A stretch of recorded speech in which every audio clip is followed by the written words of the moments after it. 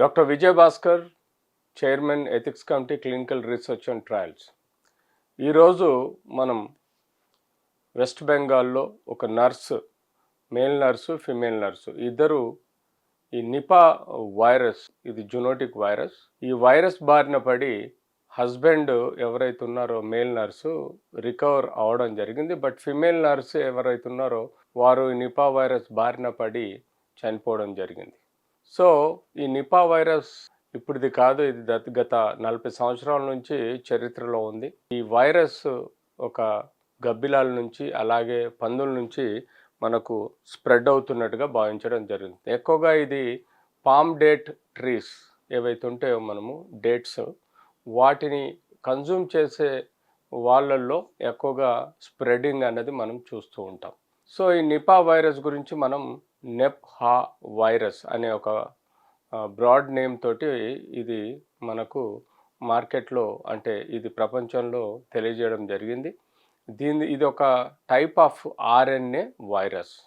ఈ Nipah virus యొక్క లక్షణాలు మెయిన్గా ఫీవర్, హెడేక్. అంటే ముఖ్యంగా ఏ వైరస్ అయినా మనకు ముక్కు, నోటి ద్వారా మన గొంతులో నుంచి ఊపిరితిత్తుల్లోకి పోయే వ్యాధి. ఆ తర్వాత ఇది బ్రెయిన్కు ఎఫెక్ట్ అవుతుంది. సో మేజర్గా ఇది అప్పర్ రెస్పిరేటరీ, లోవర్ రెస్పిరేటరీ, తర్వాత మనకు బ్రెయిన్కి సంబంధించిన సమస్యలు ఏర్పడే ఆస్కారం ఎక్కువగా ఉంటుంది. ఇందులో మనకు చూస్తే ఫీవర్, హెడేక్, మయాల్జియా అంటే ఒళ్ళు నొప్పులు, వామిటింగ్ సెన్సేషను, అంతేకాకుండా డిజినెస్, తల తిరగడం, హెడేక్, ఆల్టర్డ్ అంటే తన యొక్క కాన్షియస్నెస్ మారిపోవడము, తెలివి అంటే ఏదైతే స్పృహలో లేకపోవడం, స్పృహలో పోవడం, కోమాలో పోవడం, ఏటిపికల్ ప్రజెంటేషన్ అంటే ఆ వ్యక్తి సడన్గా కొలాప్స్ అయ్యి చనిపోయే ఆస్కారం ఇది ఉంటుంది. ఎక్కువగా వెంటిలేటర్ మీద పోయే ఆస్కారం ఉంటుంది. నిపా వైరస్ యొక్క స్ట్రక్చర్ ఇలా ఉంటుందండి. ఇది నిపా వైరస్ యొక్క స్ట్రక్చర్ మనం చూస్తాము.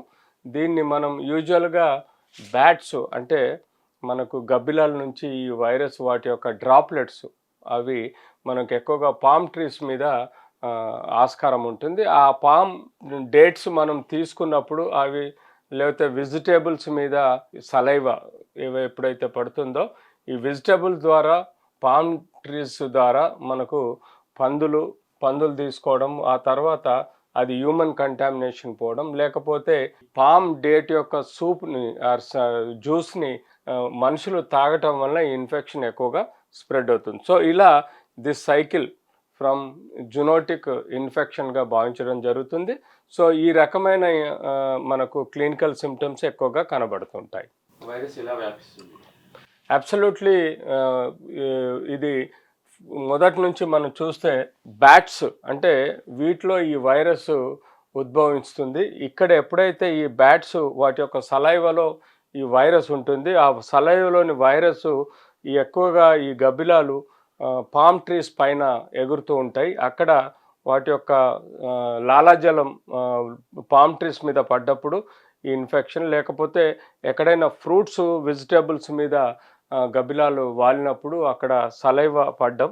సో ఎప్పుడైతే ఈ పామ్ డేట్ యొక్క జ్యూస్ కానీ పామ్ డేట్స్ తిన్న వాళ్ళలో ఈ ఇన్ఫెక్షన్ వచ్చే ప్రమాదం ఎక్కువగా ఉంటుంది. అంతేకాకుండా ఈ యొక్క ఫ్రూట్స్ ఎక్కడైతే వెజిటేబుల్స్ ఉంటాయో అక్కడ మనకు పందులు ఈ వెజిటేబుల్స్ని టచ్ చేసినప్పుడు ఈ ఇన్ఫెక్షన్ స్ప్రెడ్ అయ్యే అవకాశం ఉంటుంది. ఇక్కడ నుంచి పందుల నుంచి హ్యూమన్ కి ఎఫెక్ట్ అయి ఉంటుంది. లేకపోతే మనకు తీసుకుంటే ఈ యొక్క పామ్ డేట్స్ యొక్క సూప్ తాగటం వల్ల హ్యూమన్ బాడీస్లో ఎంటర్ అయ్యి ఈ వైరస్ మన బాడీలోకి ఎంటర్ అయ్యి ఎక్కువగా రెస్పిరేటరీ సిస్టమ్ను, బ్రెయిన్ని డ్యామేజ్ చేసే ఆస్కారం ఉంటుంది.